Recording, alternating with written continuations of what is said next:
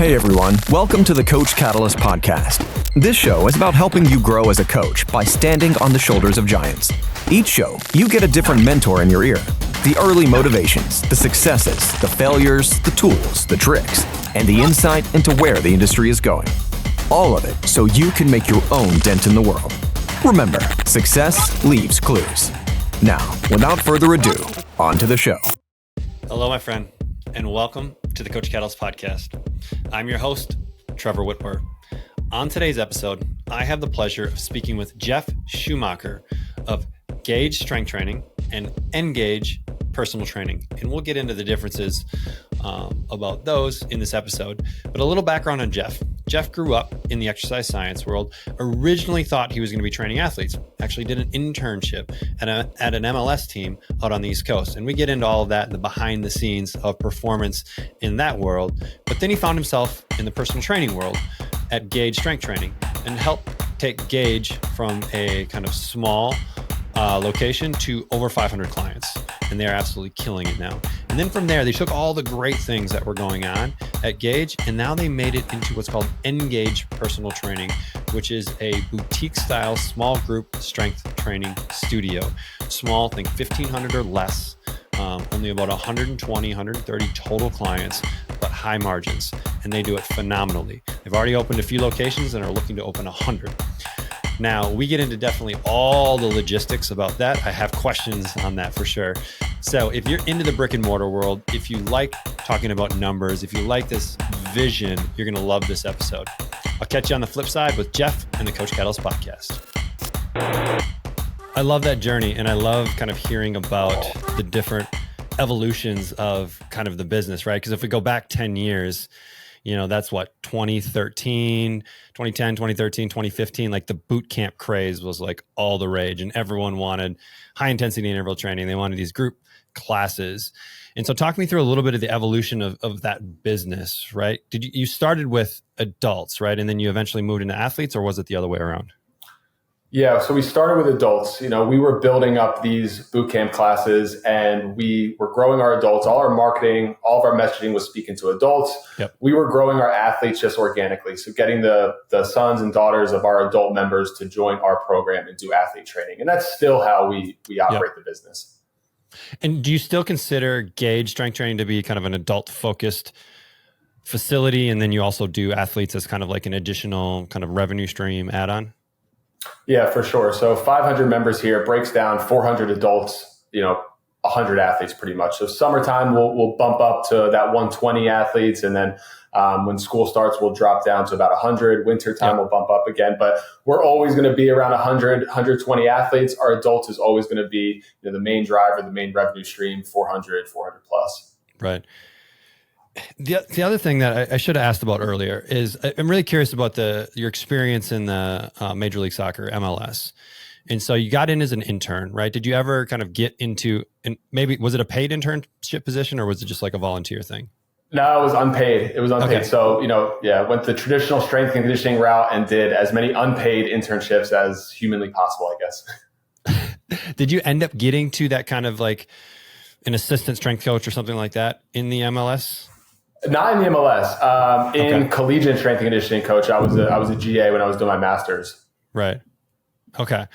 So tell me a little bit about your experience in working with a professional team, because I think this is a super common path that a lot of people, especially if you were an athlete growing up, like you typically get into exercise science because I love performance and I love athletes. And then you find out as you get into the field, like there's not a lot of jobs that work specifically with athletes, and they aren't actually all that well paid. And if you really want to make a career and have some longevity in the industry, typically you move into the adult population. And so I think it's a really common thought for a lot of like exercise science majors that, hey, I'm going to go work with professional athletes. And honestly, I think like the better coaches are the ones that are working with 10 and 12-year-olds, because to coach a professional athlete, they're the elite of the elite. The goal is just to not hurt them, right? The goal is to just keep them performing and on the field. They're going to be elite whether they have you or not, right? It's if you can get a 12-year-old to hip hinge in like 2 minutes, like you're a pretty good coach. And so tell me a little bit about your experience in like the MLS in that kind of world. Yeah, I think, the part of, it's kind of like, lifting the veil and kind of seeing what is behind the scenes. How does a pro sports team like operate? And that was just, as a sports nerd, like that was an amazing experience just to kind of see the X's and O's, what happens in the locker room, what happens before a game, after a game. But on the coaching and training side, professional strength and conditioning a lot of times is just management and maintenance. The training programs are very simple. We're training in season. The way MLS works is it's probably the shortest off season of all, major sports, right? Our season's going to start first game in March, last game. So Philadelphia made it to the championship game last year. That's in November, right? So November season ends, you have December off, and then January you start training camp. So you're constantly in season. The training is very, very basic. You're obviously injury prevention is the number one concern. But the training was basic. It was maintenance. And for me, I wanted something where I could really start to program and develop. And they're just, the development's done at a certain point. You get to professional sports, that development piece is done. It's really maintenance. And there's obviously strength and conditioning coaches in all major sports that are doing amazing things with their athletes. But realistically, they would tell you the same thing. They're just managing. Mm-hmm. So this is MLS. What year was it about? How many years ago? 10 years ago? Yeah, this would be like 11 years ago. So 2012. So I mean, MLS is a really new league in the United States, right? Like, I mean, yes, soccer's been around forever, but in the United States as a professional sport, it hasn't been around all that long. And so that was in the really early days of MLS. So it probably was even more unsophisticated because it was just so brand new. Did you get to deal with any of like the crazy technologies they're doing now where they're putting accelerometers on people and they're kind of tracking everything about these athletes? Were you guys doing it then, or was it still a little too early in the game? So we had just started that. And it was before Catapult and it was before some of the other GPS trackers. We were actually working. So MLS has a partnership with Adidas, and Adidas had developed their own GPS tracking system.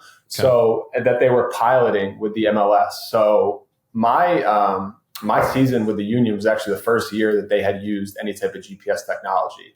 And we were really just experimenting with it. So we use it for games mostly. But the cool thing technology wise is we were using HRV before, it was on every wearable, right? So the head strength conditioning coach, which I should give a shout out to, Kevin Miller, he shaped the trajectory of my career in terms of continuing education and always trying to get better and introducing me to every strength coach that was putting out content, which allowed me to grow. But so he was really big on recovery and HRV. So we had an original Omega Wave system where you had to, in order to get an HRV reading, we would have to put these players on a medical table, electrodes on their head, on their over their heart, somewhere else, and it was a 10-minute reading to get a HRV, which now you can get when you open up your Aura app and it tells you your HRV right away. This was to do 5 athletes would take an hour, right? So we would do these HRV readings with some of the starters after games, before games, after travel, just to kind of get data that we would use in conjunction with that original GPS stuff. Now, we didn't know what we were doing, right? It was gathering data for gathering data's sake, but the HRV with Omega Wave would give us a reading on what can we do with this player, right? They just flew back, the way soccer works is mid-season, someone might fly to play for Team USA in the middle of the season, come back and then play for the Union on Saturday. We would get an HRV reading on that athlete to see what we need to do in training to get them ready for Saturday. So that was kind of cool. But the GPS was really new and kind of, Adidas isn't a technology company, so their stuff wasn't that great. Right. Oh, that's super fascinating. My favorite thing about Coach Catalyst. My favorite thing about Coach Catalyst. One of the things I love most about Coach Catalyst. There are lots of things I love about Coach Catalyst. And the reason why I love Coach Catalyst is that the accountability off the back of that is simplicity. The support is amazing. It allows me to give so much of me to my clients. It's the drip feeding of content. I can schedule lessons for my clients in advance. Game changer for freeing up time. It gives me my time back. It's so simple and so easy. Hi, I'm Kane, the founder of Coach Catalyst, the #1 accountability and communication software on the market today. We help coaches just like you keep their clients accountable and scale their business beyond what they've ever been able to do before. So if that sounds like something you want, let's take a look at how we can help. So Coach Catalyst was built on the 4 C's of coaching. Those are content, communication, community, and consistency. So for content, you need to go beyond just workouts and deliver the whole experience for the client so they get the results they deserve. For communication, you need to own your communication. If you don't own the communication, you don't own the client. So make sure you stop texting clients and use a centralized platform. For communities, get off of Facebook groups and take ownership over your social group with Coach Catalyst communities. And for consistency, the foundation of all results for clients, we took the best-selling book Atomic Habits and built all these fundamentals right within our app that's going to guarantee to get your clients the best results possible. If you want to start using the 4 C's with your clients, content, connection, community, and consistency, make sure you run over to Coach Catalyst and start a free trial today. I'd love to. I mean, I know like the big clubs when we look in Europe, like Chelsea and yada yada yada, that have more money than they know what to deal with. Like kind of the technology that they're using with their athletes is bonkers. But no, that's cool. That's cool to just. It's a world you don't really see, right? And it's the behind the scenes, and I think it's cool to be a part of. But definitely, if you want to be a professional strength and conditioning coach with a professional team, like you have to put in your dues for a long time, and kind of the stars need to align and someone needs to leave and you're kind of ready to take that place. Because if you think about it, there's just not that many teams, right? If you look at all the professional sport teams, like there's just not that many, right? We're probably in the hundreds. And so there's just not a ton of opportunity. So you started to see that probably a little bit. And that's what kind of like, hey, I'll go into more of the general population. Yeah, I saw that, just the lack of job security and the, bouncing around from school to school, team to team, whatever. And then just, for me, it's football, is what I wanted to get into. Now, to be a strength and conditioning coach in football, you had to like play Division I football. So I didn't do that, unfortunately. But so, I kind of saw my path. It was like, it just didn't align with what I wanted to do as far as constantly bouncing around and not having security. So that was kind of part of the transition. So early days with Gage, right? Let's go back to kind of, were you there at the beginning when you guys opened the facility day one? So no, day one, when I joined, Devin had been running the facility for about a year, but he was still doing in-person training at people's houses. He had this space, but he wasn't like operating it as a gym from like open to close. It was like 2 classes a day. And then he was kind of bouncing around doing personal training things. So when I joined, we were able to just get a little bit more structure, offer more classes. And then from that point, grow the gym. So it was probably 11 months after the gym actually opened. Were you guys like warehouse space, or was it like, was it retail, or where was it located?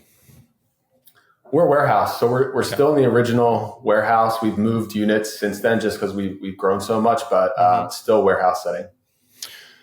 And we'll get into this because you're kind of moving out of the warehouse space and more into a retail space. And so for where you guys are at, and obviously warehouse space is much cheaper, right? And that's why a lot of gyms decide to be in that. But what you give up in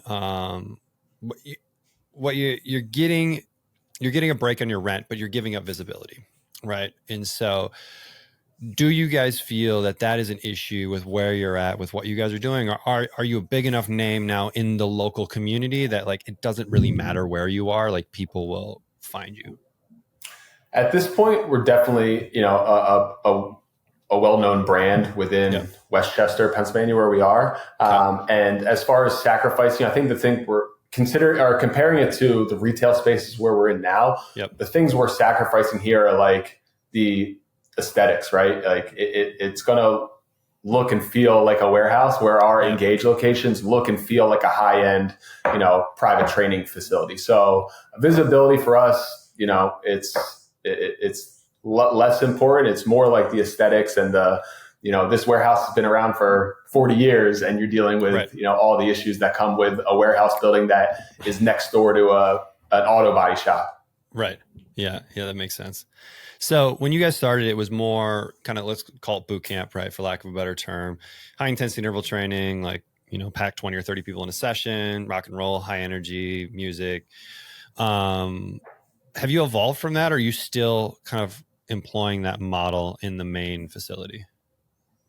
We've certainly evolved from that. So, we've been offering small group training here for, I would say for the last 6 years, 6 or 7 years. We still offer large group training. So it's still something we're going to do, but it's not our main membership, right? It's included in everyone that does small group training. But if they're coming to 2 small group training sessions, the idea is that they're going to do, let's just say 2 group classes to help complement. So the training certainly changed because now we do offer small groups. So it's much more customized. We'll take all the like traditional lifting, put it in small group, and then all the traditional HIIT is in our large group. So, echo bike, rowers, ski erg, sleds, all that type of stuff.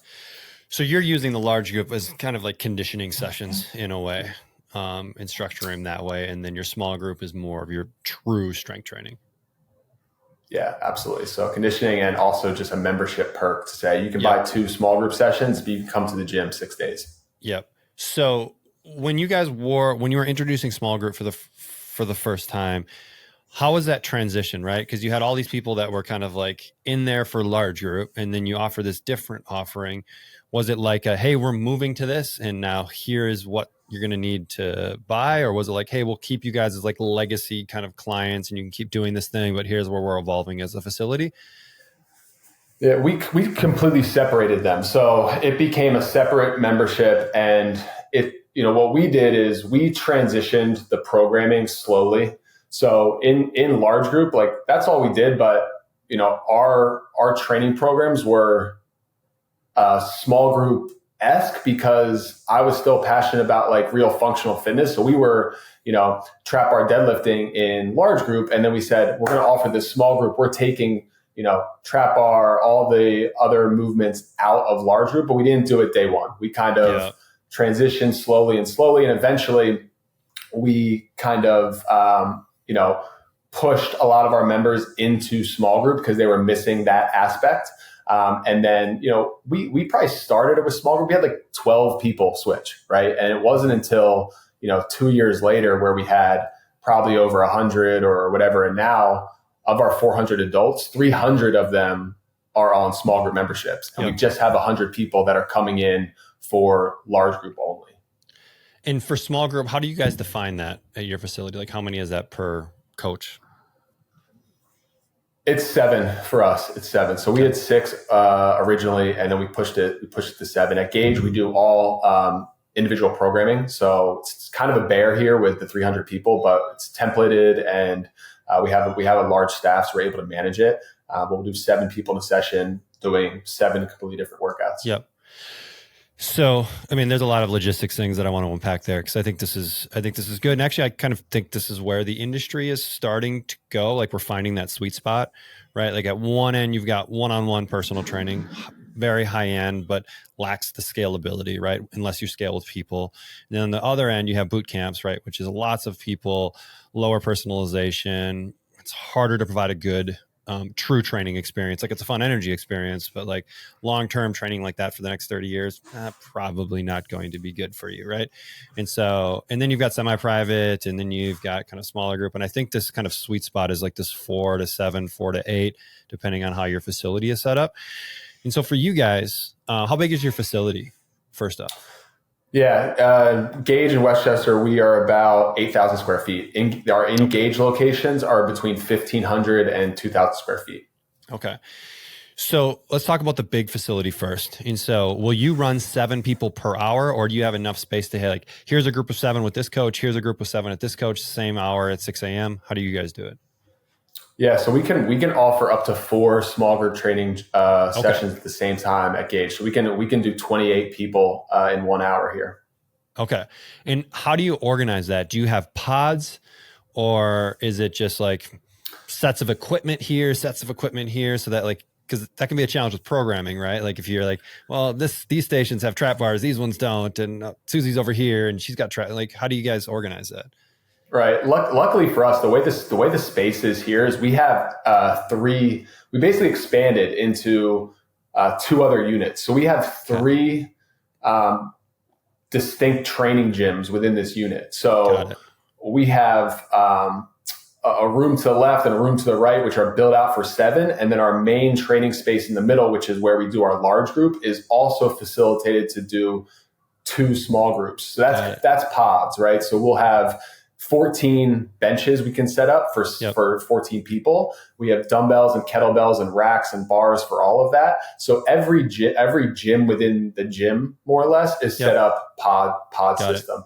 Each person has a rack. So at Gage, we have, God knows, we almost 28 squat racks in here, which is insane. We have more equipment than you know what to do with it. So it works for us because no one has to wait for anything. Everyone has their own equipment for their own workout. So did you guys define like your equipment list per pod type of thing?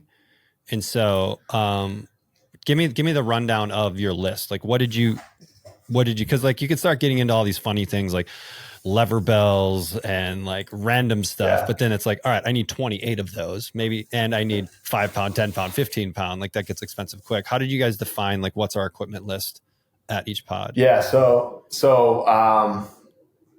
it's I'll kind of run through both. So Engage is simpler because that's just 7 people, one session at a time.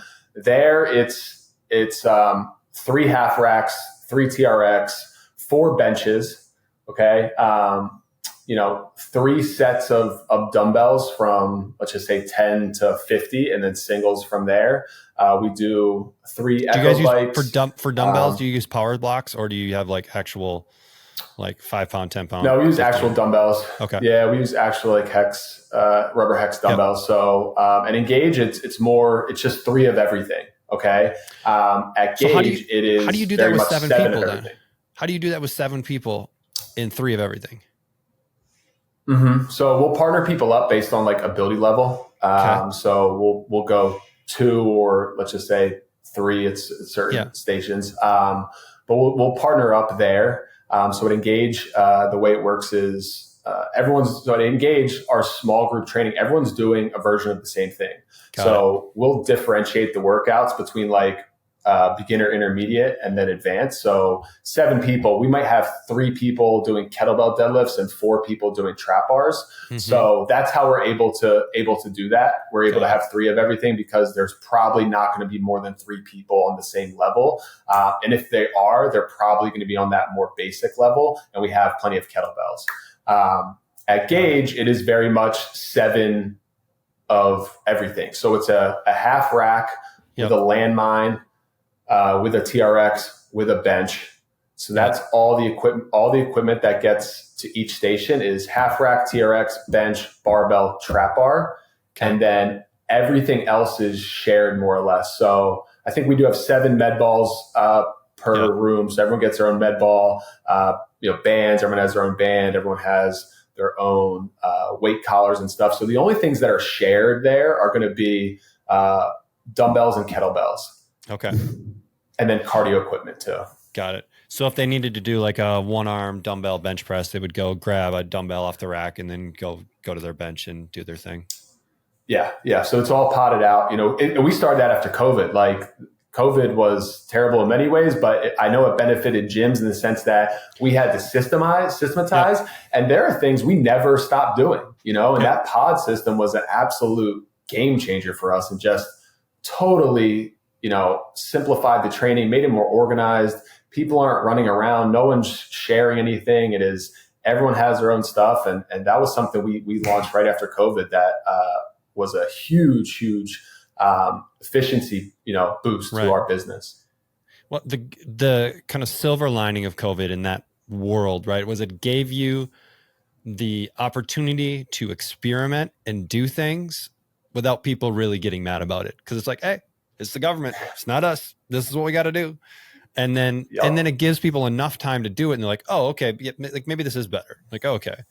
And so sometimes change is hard for people, but having that external event that allows you to make some of the changes you've needed to make in the business, but you've never really wanted to, because you don't want to like ruffle too many feathers or rock the boat. We saw it in our facilities as well. It was a nice opportunity to be able to make changes without making a lot of people upset. But okay. And you said individual programming. So you have templates, obviously, like phase 1, phase 2, phase 3, or whatever, right? But then you're just kind of tweaking out the exercises for the individual. Mm-hmm. So do you have like a main program designer or a couple program designers that are doing it for everybody, or are people assigned to coaches that they typically work with, and then those coaches are working off the template? How do you organize that structure? Yeah. And speaking on COVID, the templated programs was another thing we added after COVID. So prior to COVID, we were doing one-off individual programs for every client. So I think it was a nightmare. It was a nightmare. So we had this like tracking board in the office of like how many programs you wrote that month. And I think the highest I ever got was like 60. I wrote 60 like individual programs for people. And we came back from COVID and it was like, all right, we're not doing that. We started templating because, we weren't sharing equipment and yada, yada, yada. And we just kept it, right? So our templates look like there's basically 4 levels, right? We have a level 0, we call it, which is like movement quality. People that have trouble getting up and down off the floor, that just need to come in and move. So we'll plug them into level 0. Level 1 is mostly where like 70% of our people start. And that is, we have 18 months written out for that level, 18 months level 2, 18 months level 3. So within the programs, myself and our head trainer, Nick, designed those, and we'll just kind of add and tweak annually. And when it comes to like individual tweaks, there's not a ton we have to do. So our coaches aren't, saying, oh, this person's done their program, I'm going to go off template 2.4 and I have to tweak X, Y, and Z. Like it's pretty much done for you. The clients that do have specific injuries or, a short-term thing, we'll do custom programming, one off on that, but it's very minimal. And we also developed common injury tracks. So for our level 1, we have low back friendly programs. We have shoulder friendly. We have knee friendly. We have this, and that's built out for another 6 months. So under each level, there's, so many different paths you can go. Someone can join our gym and literally go from level 1 to level 3 in, be here for years and just progress. And we would never have to change anything. So it's a really, really cool system that we're really proud of here that has allowed us to service 300 adults without really spending much time on programming and just focusing on the coaching sessions and the community we have here. Right. I like the injury tracks as well, because that's something that always comes up in an older population, right? Tweaked my shoulder, or I got a little rotator cuff stuff going on, or I got a knee issue that's going on that we need to kind of take care of. And those are probably the things that send new coaches for a loop a little bit, because they don't have enough experience dealing with that stuff. So that probably allows you to bring on new coaches and get them, really, they just need to understand your exercises, how you teach them, maybe a regression or progression on any day if something is going on that we need to do that. And so you can bring coaches up to speed pretty quickly. Yeah, it's been awesome for us. And you nailed it. Like the progressions and regressions is the number one, ongoing education that we do with our coaches. Everyone is armed with, based on this person coming in this day, how can I make this movement 1 or 2 steps more difficult or 1 or 2 steps simpler based on how the person's feeling that day or any type of pain they're dealing with. And they know, like, shoulders bother me today.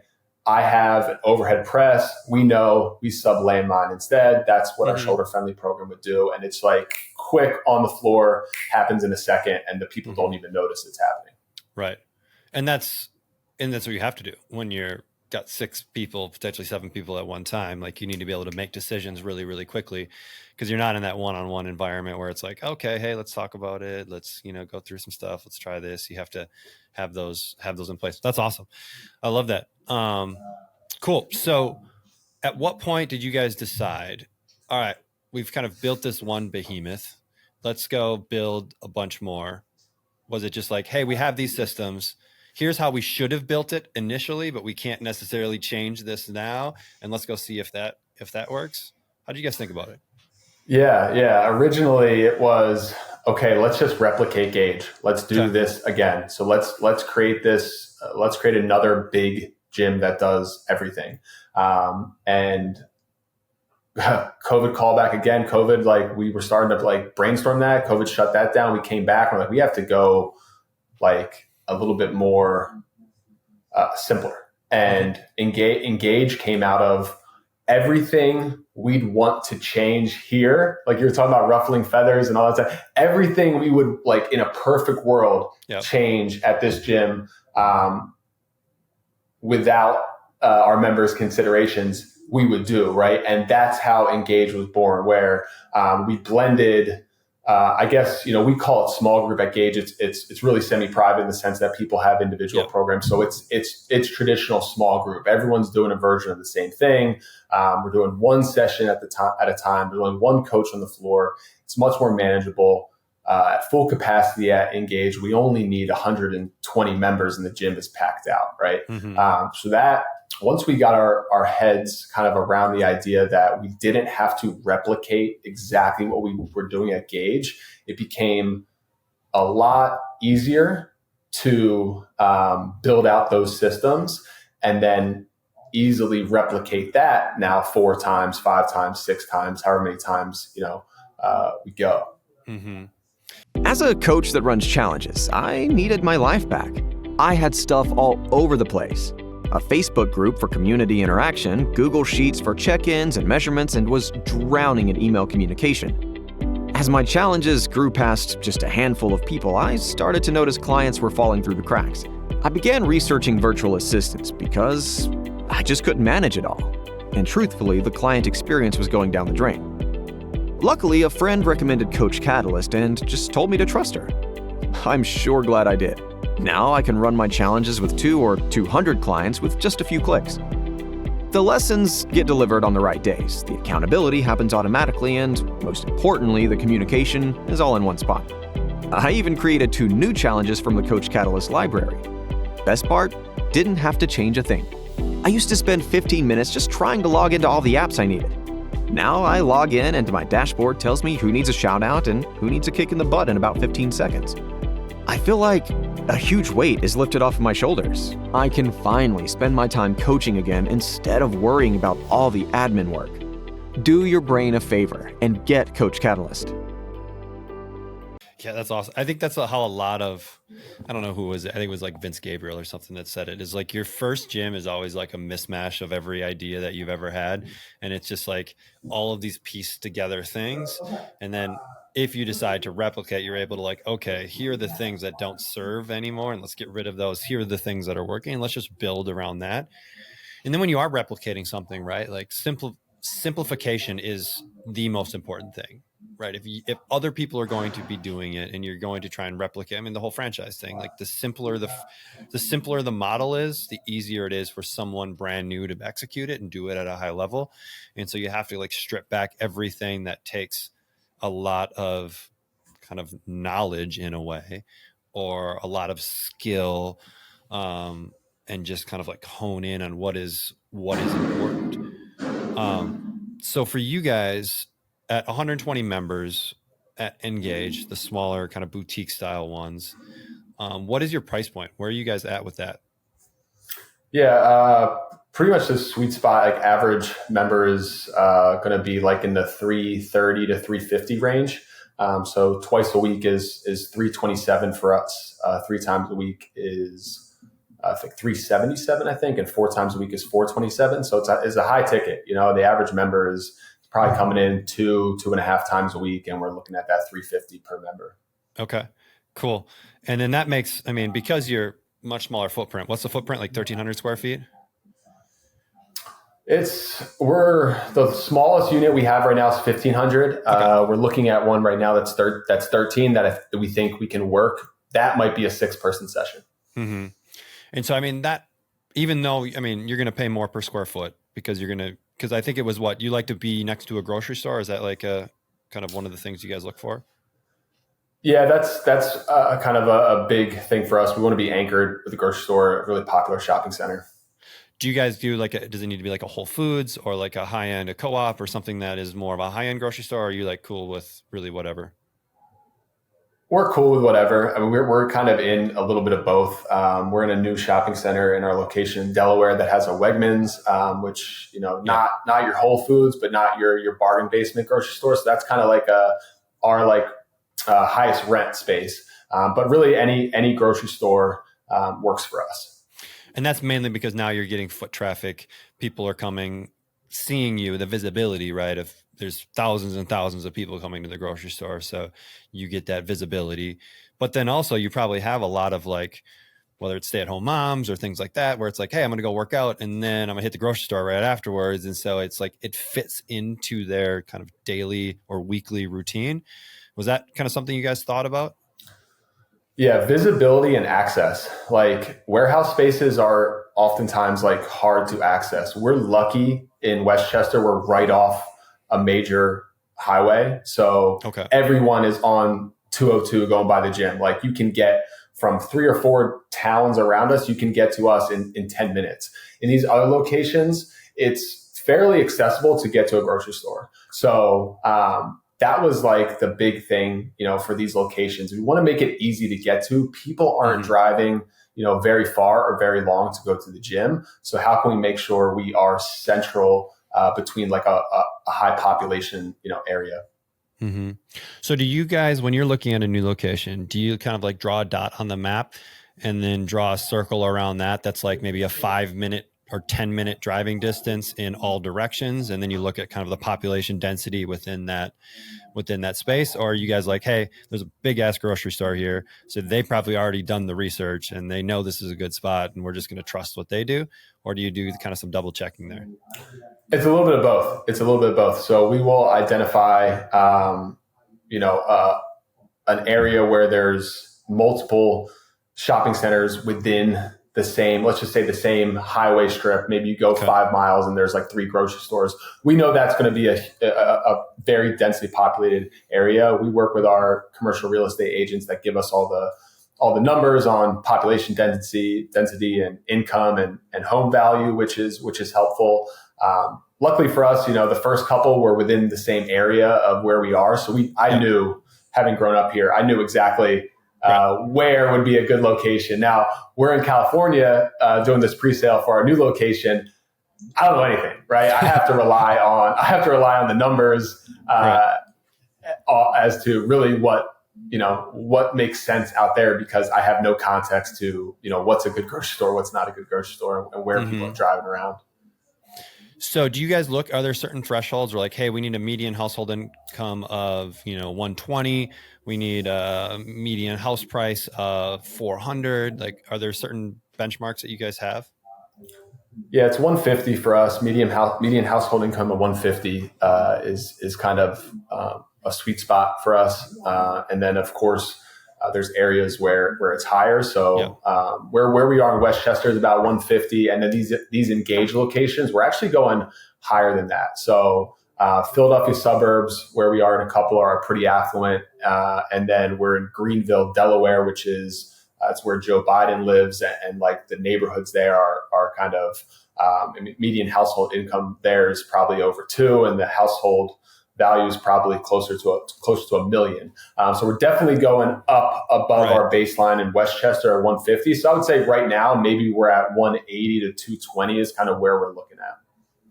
So that's really interesting. I mean, that's definitely upper level income, right?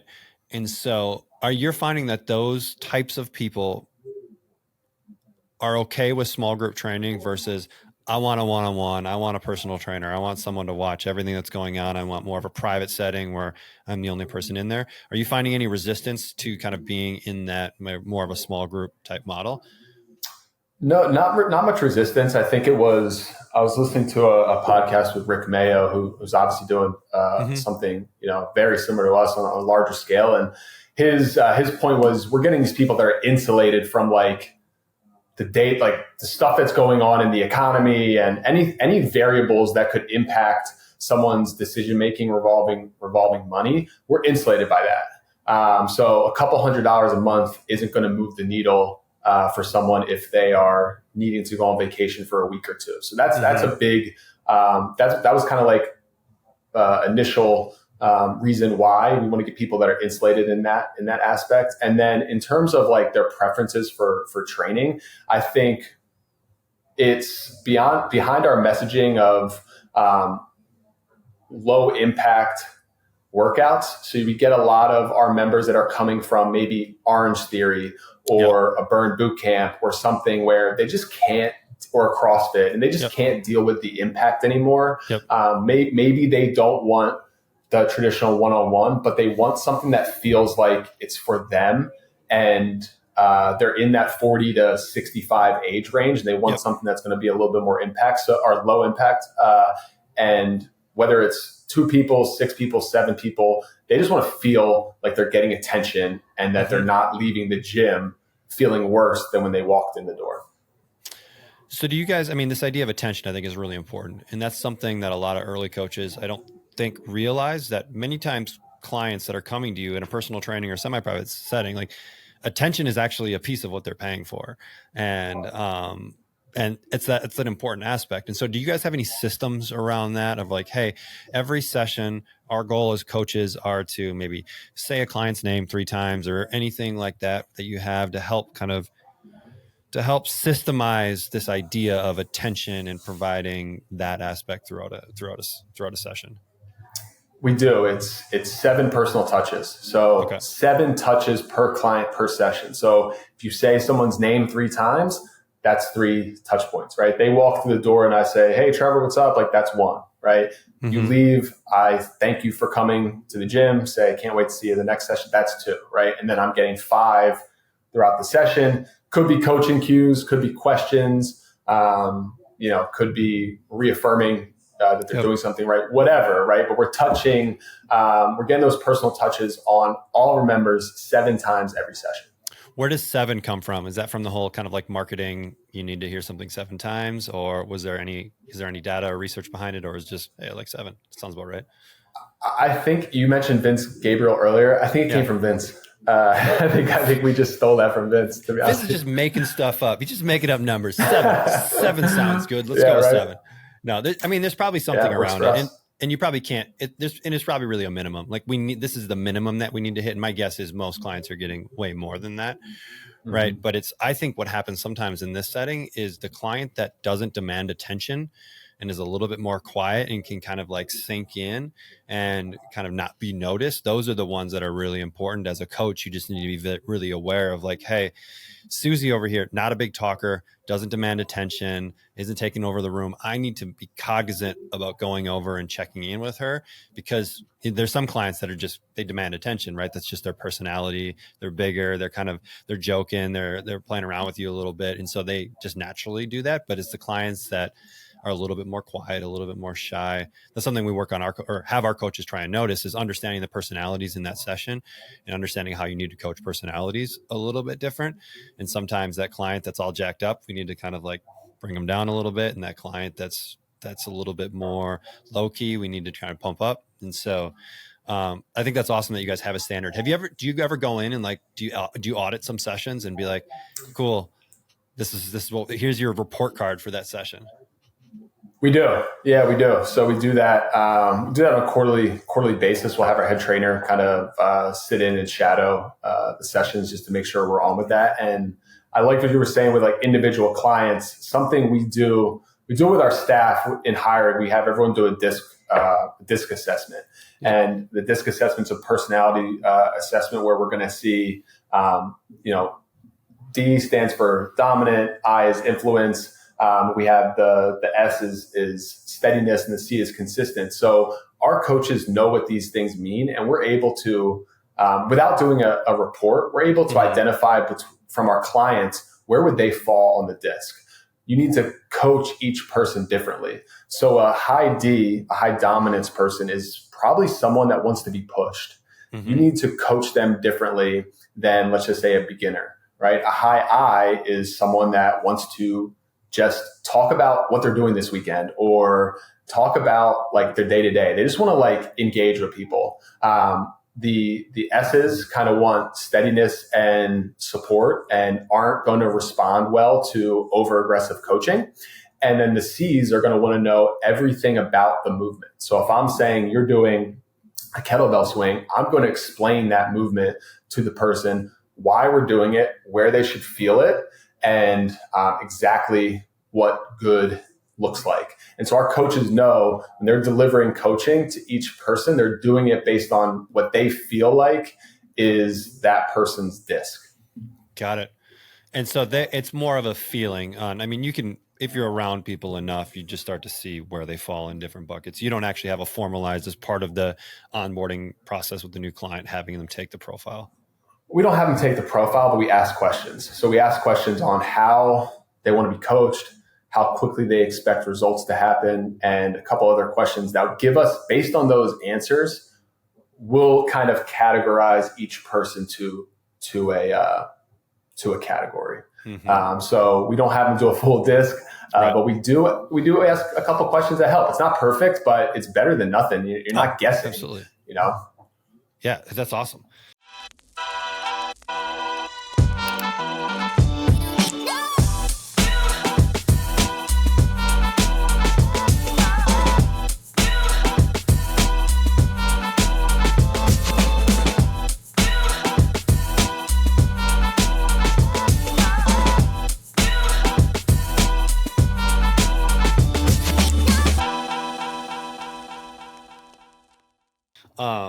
And it just, I mean, it provides, again, that personalized experience. And so if you're providing the right coaching, you could probably do less of it because it's the right stuff. And the client feels like they're getting what they need out of it, which is ultimately, it's the client's perception, right? That we have to try and manage. And so, cool. So with these facilities too, training is obviously the main revenue source, right? Your MRR. Are there other kind of revenue streams that you've included in? Let's talk specifically in Gage, because this is kind of the like, hey, we're really trying to hone in what our product is. Do you have other revenue streams? Are you doing supplements? Are you doing apparel swag? Are you doing nutrition coaching or any other things? Or is it just strictly training? It's strictly training.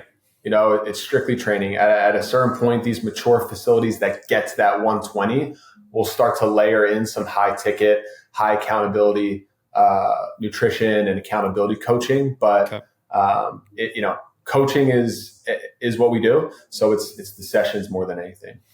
So how do you sell that? Because a lot of this market is fat loss, weight loss orientated, or is your messaging in a way where it's more of a move better, feel better type of facility, which I think is kind of a harder sell because it's like, all right, really, what is that? But tell me a little bit about how you sell just training. Yeah, I mean, we're certainly going to speak the language of our members, right? When people that are reaching out to us are interested in us, they're going to be looking for gyms that say weight loss, that say fat loss, that say nutrition, that say, whatever. So we're definitely speaking that language. Okay, we're going to target our advertising to weight loss and fat loss. And once people come in, we're going to tell them what they want to hear, and we're going to give them what they need, right? Which is going to be, come in 3 times a week. Do some real strength training. Let's start to introduce some basic habits that help complement what you're doing in the session. So, when someone comes into an Engage, they'll do an initial nutrition, conversation. They'll do an in-body. We'll set a baseline goal. And then every month, every 3 months, whatever they want, they'll have access to the facility leader, which is we call basically the general manager of each facility. They'll have access to that person to sit down, do another in-body, talk about goals, talk about what's working. That's all built in. But when I guess the things that keep people in the gym, right, is going to be the people in their sessions, how they feel when they walk through the door, the community, and their overall vibe of the gym, and not like, I got my 7-day meal plan that's going to tell me exactly what to eat at what time, because our members just probably aren't going to do that.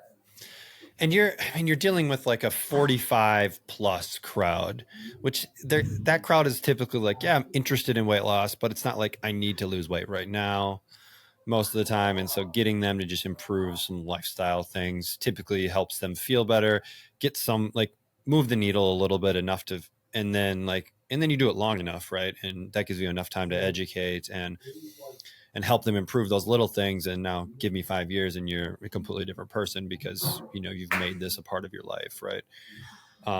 I think that's awesome. So, I mean, really the general manager is kind of like almost the success leader or the success person for the entire facility. They're kind of overseeing everyone. And then they're also running some sessions, right? And then you have the other coach, which is full-time coach. They're running sessions with that. So I'm curious with the coach. So let's say a facility is fully built out, right? We got 120 members. It's rocking and rolling. We've got our general manager in place. We've got the main coach in place. How many hours a week is that coach coaching? Not the manager, the coach. Yeah, so our full-time coach at Engage, we're probably doing total, I would say between 35 and 42 classes total of our small group. So our full-time coach is probably going to be in the 25 to 28 range. Okay. And then our facility leader is going to take the rest of those sessions. Okay. So, I mean, that's not ridiculous. Like so 25-ish, we kind of look at with our coaches is we look at about 5 hours a day of coaching is kind of that. Once we go past 5, you got to dig in a little bit for those last couple sessions and really bring it, because coaching is such an energy exchange. And so, yeah, I think that aligns right in with that. And so that coach would be considered full-time, I would assume, and they can make a living doing this. Do they have other responsibilities in the facility, whether it's like general maintenance or kind of cleaning, or is it like coach your sessions and get out? Yeah, it'd be basic maintenance, so cleaning, and then client communication. So we'll do to help that facility leader with 120 members. All right, 2 people weren't in your session. You're going to personally text them, check in on them. Nutrition check-ins, accountability check-ins, goal setting check-ins. They're doing, client management. They're doing cleaning. They're doing social media, and that's really it. Okay, and so for you guys then, because you've got how many Engage locations now? 3. So we have 4. 4. So then they're all corporate owned. So for you as the corporation, are you then handling the social media for each of them and providing consistency there? Or are you allowing each individual to kind of like take pictures of their own clients and kind of showcase their facility? How do you so it's a little bit of both. We do have like a media person that works for all 5 locations. So Engage is at Engage. And he'll do like the basic messaging and the basic social media that goes out for all of our gyms. And then facility leader has freedom to take over, the social media and the Facebook groups and everything within their gym. So every location does have a distinct feeling and energy based on the general manager and the person who's like running the facility. Cool. So for you guys, you're opening a new location in California. It's completely unknown to, the market per se, right? You didn't live there, grow up there. You're kind of relying on local people to tell you what's going on, right? And so pre-sale is a big thing for you guys, right? Like getting paying members on day one when you open the doors makes business a whole lot more fun and easier than, hey, let's open the doors and have 30,000 in going out, but no money coming in right away. And so what do you guys do from a pre-sale standpoint to help get people engaged and ready to go and paying members on day one when you open the door? Yeah, pre-sale is about 10 weeks. So we just, we're looking at a facility here around Philadelphia that we hope to open in like October. So pre-sale for that's going to start in early August. So it's 10 weeks of pre-sale. The way we do that is just a lot of it's paid ads. So we'll do a little bit boots on the ground, like going business to business, introducing ourselves and that type of thing. But we're working mostly on paid ads through Instagram, Facebook, and Google. And the last location we launched, we opened with, I think it was 84 members. Awesome. Which was incredible. Like the launch just couldn't have gone better. What's break even for you guys? Break even for us is below 70. I mean, we get to about 65 members and we're even. Okay. That's awesome. Yeah. That's awesome it was in great. the black from day one. So yeah, with it was paid ads, great. are you building an email list and then selling off of that, or calling people, or is it like a free week, or what's been working for you as far as a pre-sale goes? It's we do like a founding members discount. So Okay. we'll get people's contact information, set up a call. We're selling our founding memberships on the phone with no facility, right? So that's it's difficult, right? We need the right person being able to convey a vision of what we're doing here. So we're selling memberships. It's 20% off for the life of the membership. So that's the founding members deal. And we're going to run that from start of pre-sale to basically opening day. The goal is we get as many people, opening day one, like I said, 84 people. We build that up. So that location opened in April. We're at about 105, 110 members. Over time, we know, even though our churn is, maybe 3 to 5%, over time, these people in the discounted memberships will filter out eventually, and they're being replaced by full price membership. So initially, we're getting that cash flow like you're talking about. And then over time, everyone in that facility will eventually be on our full price membership paying, $350, $375 a month. Because that's always the question, right? Like, all right, I'm going to give you a lifetime price, but your landlord doesn't give you a lifetime price. Your utility company doesn't give you a lifetime price. And so the ability to change memberships, but you found that those people will kind of quote unquote churn out, in 2-3 years, and they're not a big enough chunk of the membership base where it makes operations a little bit more challenging. Yeah, 100%. And the margins on these locations are really strong, regardless. So 20% or not, they're lean, 2 staff members. And that's really, really it. Less than 2,000 square feet. So even rent's manageable. So, even if everyone does stay, which would be amazing, right? We're still in a good position where gym is profitable. Everyone is where they want to be. Right.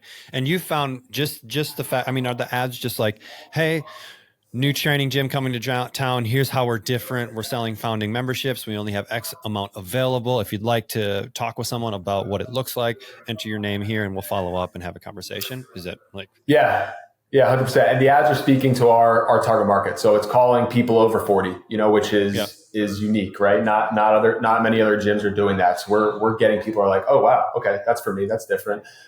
Small group training, we'll get them on the phone. And then if we don't close them on the phone, now that we have all these locations, we can send them resources, videos, more and more content. We have news features of the gyms, that we can send people that just increase the credibility and make people, more confident in making that decision, considering they're joining a gym that won't be open for 6 weeks.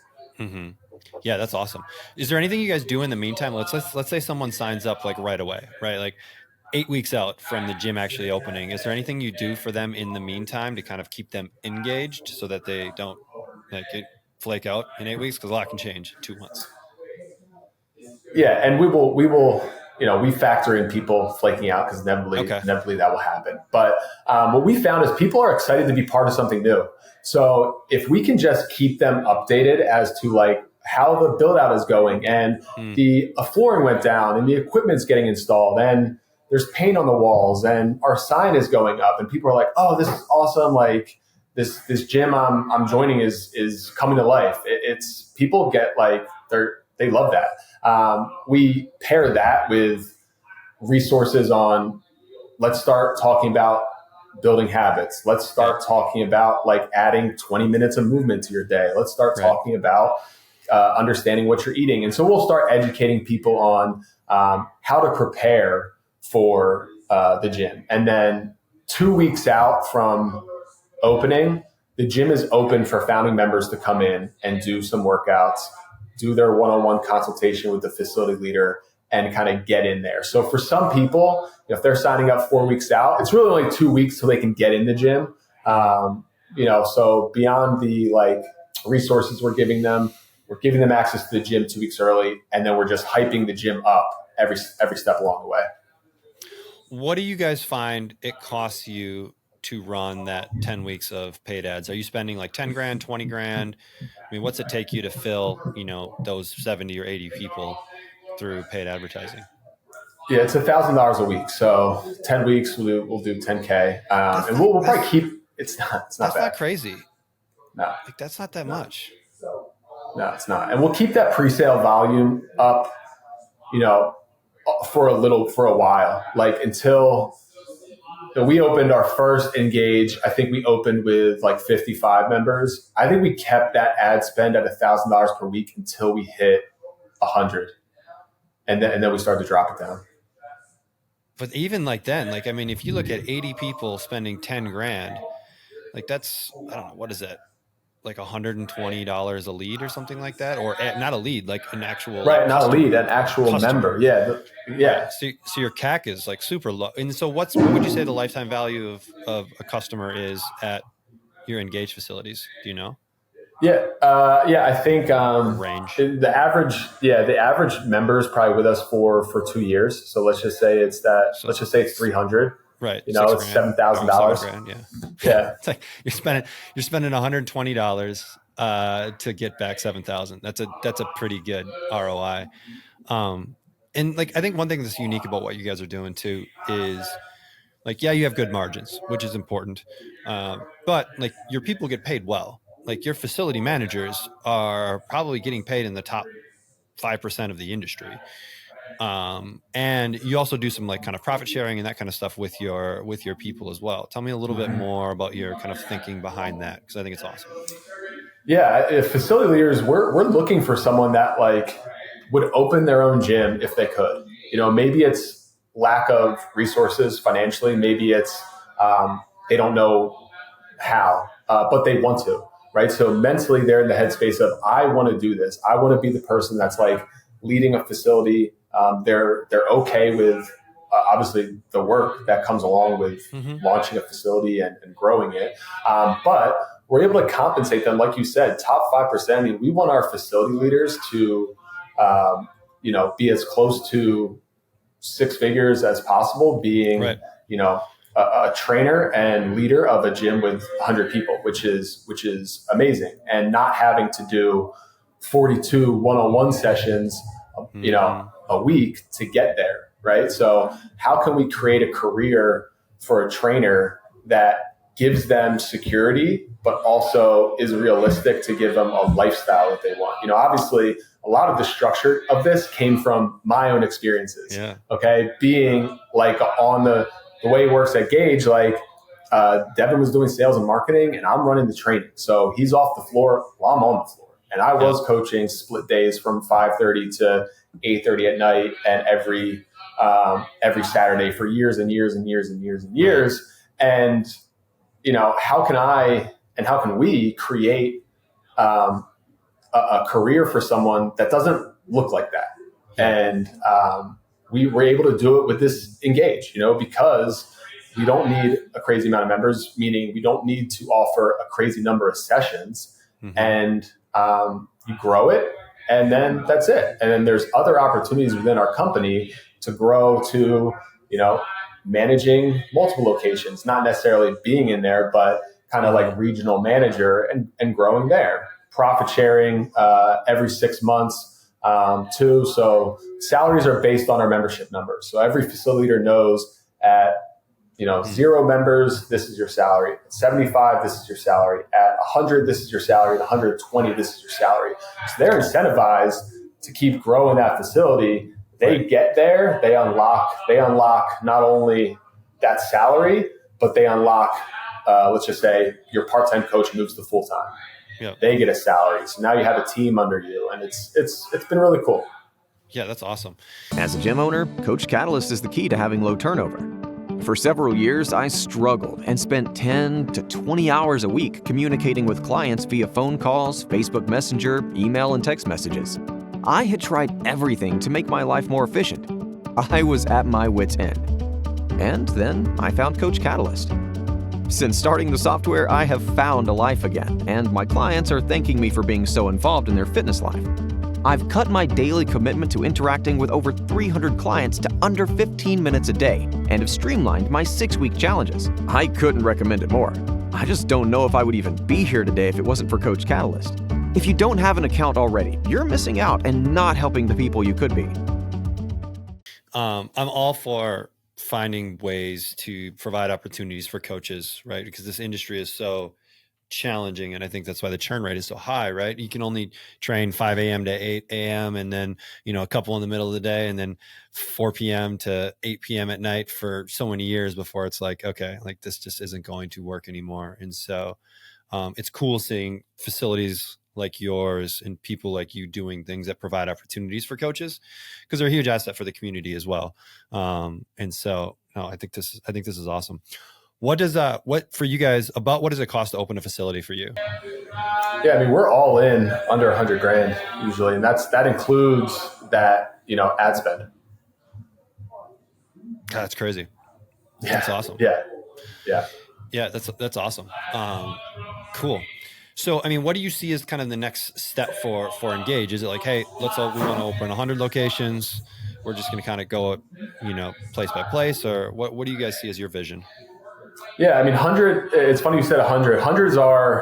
That's our big goal, right? And so we haven't mapped out. We have all our potential regions and locations. We Devin and I talk about like Engage being like franchise light, right? So we're like operating in the same kind of like mapping as a franchise, but we're doing everything corporate, right? So for us, once we get past these, I would say the 6th location, it's gonna start scaling a little bit faster. And my kind of role right now is helping support all of our facility leaders. So I'm kind of managing all these locations virtually, more or less. And we'll start to elevate some of our original facility leaders into that regional manager role.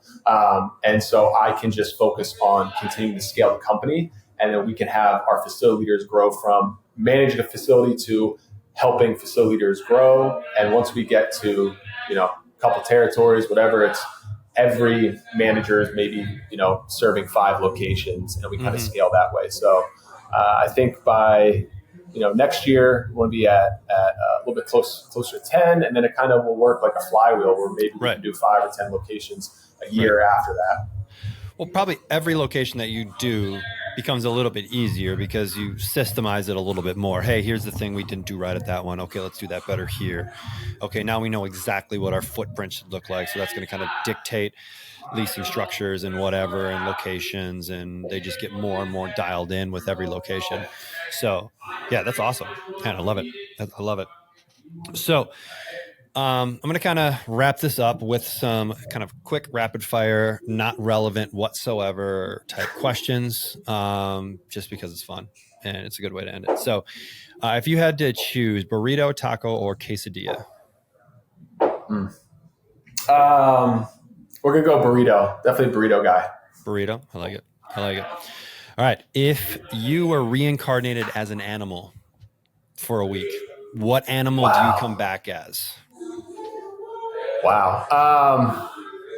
People that know me, I have a moose tattoo, so I'm gonna say a moose. It's my favorite animal. Something majestic about a moose. Give me a moose. I'll be a moose for a week. A moose. And you grew up on the East Coast, or did you grow up in like northern East Coast? No, I grew up with no moose in Pennsylvania. But for whatever reason, I did a lot of skiing out west and a lot of traveling and to mountains and stuff like that. And I've always been enamored with finding a moose. And my wife and I did our honeymoon in Norway, and I saw all these signs for a moose. I'm like, this is it. Like, I'm finally going to see one. Struck out. And then we went hiking in Idaho maybe a year or two after that. And on like one hike, I saw 6 moose. And I was like, this was probably the best day of my life. So I don't know what it is. I don't know what it is about them, but give me a moose. It's just a powerhouse. Moose are crazy dangerous. Like dangerous. Like you don't think about them. Like when you're out west, it's like if there's a moose, like we're getting out of the way. Like we're gonna give it plenty of space. Yeah, they like, I don't know what the numbers are, but they're one of the most one of the animals that kill the most people in the world, which is wild. But yeah, it's crazy, right? Okay, a moose. I like that. That's the first time everyone said a moose. So that you're in a category of one right now with that one. That's awesome. All right. New trainer getting into the industry. What are some places, some resources that they should be looking, maybe people they should be following, books they should read? Is there anything that really helped you in your career that you feel like would be valuable for a new coach getting into the industry? Yeah, absolutely. Books wise, E-Myth, which I think a lot of people would probably say on this or any podcast, but E-Myth was awesome. I read that every year. Legacy was another book by James Kerr, which was about the New Zealand All Black rugby team. Oh, yeah. Really great, like leadership stuff. And then as far as like coaching and like programming, I think, Mike Boyle's huge influence on myself and everything we do at Gage and Engage. And then I think more recently for myself personally, like Kyle Dobbs, Compound Performance has been awesome for like my own like ongoing training. And then with our population, there's a guy on Instagram, Strength Coach Therapy, Teddy Wilsey. He's a physical therapist out of like Baltimore area. His stuff is really awesome as far as like bridging that gap from training to rehab. And with a lot of our members that are in 40 to 60 and most trainers that are doing Gen Pop or working with these people, he shows you how to train people pain-free. So those would be like the three people that impact me, more than anyone else. Cool. That's awesome.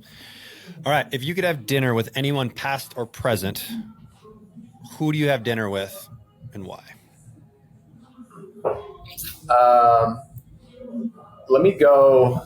And this person's still alive. I would probably want to have dinner with him maybe 30, 40, 50 years ago. Bob Dylan. So Bob Dylan's my favorite musician. My daughter's name is Dylan after Bob Dylan. So it has to be Bob Dylan. I like it. Moose and Bob Dylan, man. I think you're supposed to be in Colorado. I don't know how you ended up in PA, but still time to get back out there. That's where I belong. That's right. I love the mountains too, so I can definitely vibe with that. Jeff, man, this has been awesome. I really appreciate you taking the time to share what you're doing, where you're going. I love what it is, and if anyone's listening and like you're looking to get into the industry and you want to open up and engage, like if people want to hit you up, what are some good ways to get a hold of you? Yeah, listen, 100%. We're looking to grow. We're finding a good facility leader is the hardest thing for us, right? If we could just scale, we would scale, but we need good people. So if anyone listening wants to, likes what we're doing, the best way to contact me is just through email. So Jeff@GageStrengthTraining.com is my direct email. So feel free, any questions or interest in working with us at Engage, we'd be more than happy to have a conversation. And if people wanted to find out a little bit more about the Engage brand, what does that look like on the socials?